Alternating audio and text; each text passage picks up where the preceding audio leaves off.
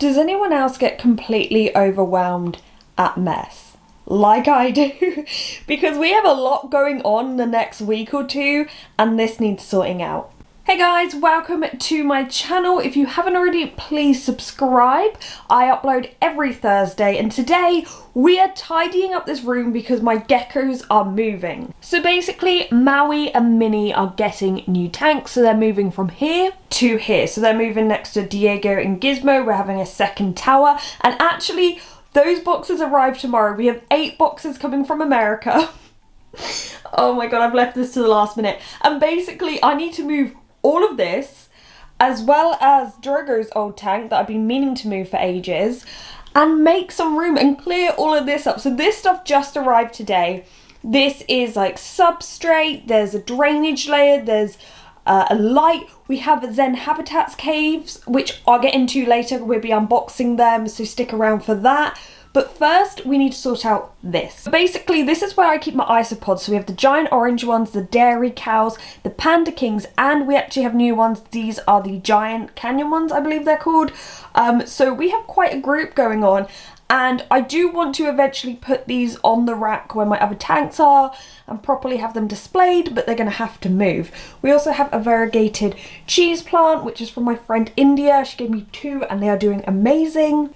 And then down here we have feeder insects and a few other supplies. This looks quite dusty. It's not dusty, it was second hand and it was used in someone's garage, and just because it's plastic and it's been, you know, marked quite a few times, it looks gross. Anyway, this was going to be temporary and it's actually worked out to be really good for storing all my feeder insects, but now it has to move. But first I need to clear this floor. Now I'm going to keep the Zen caves here just because I'm going to unbox them. But all the supplies I don't need right now. I'm going to put up in the loft and bring them down when I need them. In the UK, houses are generally a lot smaller. We don't have basements usually. And I think I have one of the smallest pet rooms on PetTube. So there's not a lot of wiggle room. Also, that's from wrapping up stuff. This is a mess. I need to sort it out. On top of everything else, rearranging this room, getting 8 boxes arrive tomorrow from America. We're also adopting a rescue dog, and like my other dog, she's coming from Romania, and yeah, she is turning up next week. Now the time this video goes up, she's probably already arrived, so make sure you follow me on Instagram. I'm sure I've already posted pictures.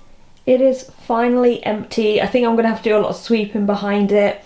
And I think all the insects for now are going to go live in my guinea pig room. I thought we'd unbox these Zen caves. So Zen Habitats wanted to send me something. I don't have any room for any more tanks as I have 2 giant ones coming very soon.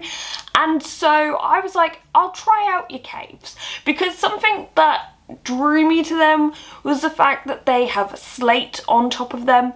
So if you're using a deep heat projector, I'm always saying that they work best with dark slate, and not everyone has access to an abundance of slate, and you might not be able to make a hide out of it, or maybe the hide doesn't seem stable, so this is kind of a good option.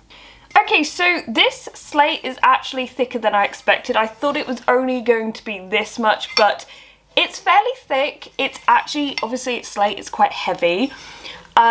This hide is massive. So obviously these ones were intended, I guess, for bearded dragons, but definitely you can use them for a leopard gecko if you have a big enough tank. So I will be trying one of these in Diego's tank later when he's awake and we can move some bits around, but let's get this out. Oh, something dropped out of it. So as you can see, it's a hefty hide. We do have a second one. Now this one is 18.5 by 15.5 by 5.5 inches. So I'm assuming 5.5 is the height. Now, if you have a leopard gecko and you're using the shade dweller, ideally the distance between the gecko and the shade dweller has to be about 10 inches, sometimes 12. With the deep heat projector, I found that 10 inches is a good distance. So if you're like me, you have the shade dweller and deep heat projector. So this being 5.5 inches, add 10 inches onto that, you're looking at 15.5 inches. So you can stretch to 17.5. I guess if you have an 18-inch high tank, you've already got substrate in there, maybe a drainage layer, then this should be fine. a fine distance between your gecko at basking.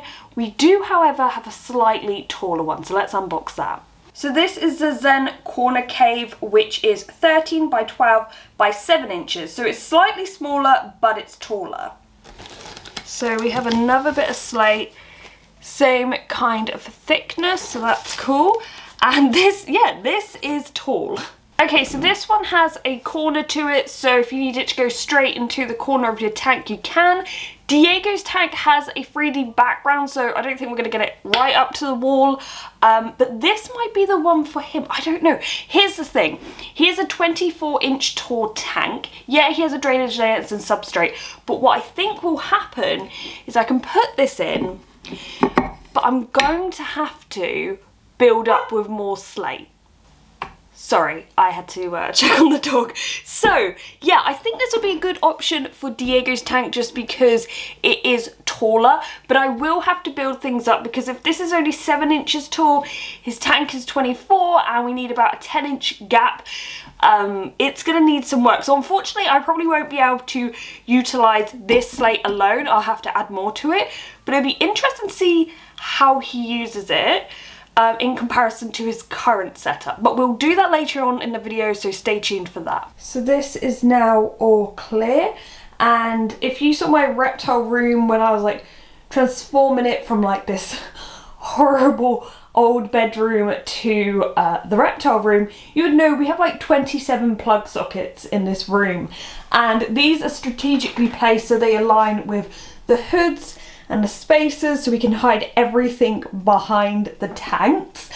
But yes, this is where we're going to have 2 more tanks. I might need to move those, but that will be in another video. For now, let's try to fit the Zen cave in Diego's tank. Hey Diego!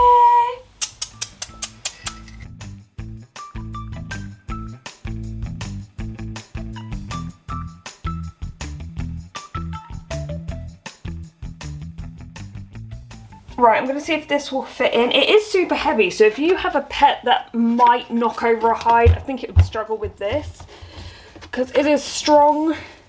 It is also big, so it's better suited to a larger enclosure. So there is a gap between the sides and around the back. That's just so he can continue to go round. In his other hide, he could go from the front to the back. So this is going to take some getting used to, but I just want it to freely move around. Now the current distance between the UV and the basking zone is about 13 and a half inches. So we will need to build that up a bit. Okay, so that's about 11 inches. You can do 10 to 12 inches, so that should do. This is nice and secure. I will say it does kind of stand out like a sore thumb in comparison to the rest of the tank. So we'll see how long I will use it for. I want to see how Diego gets on. But obviously this opening of the hide is a lot wider than he's used to.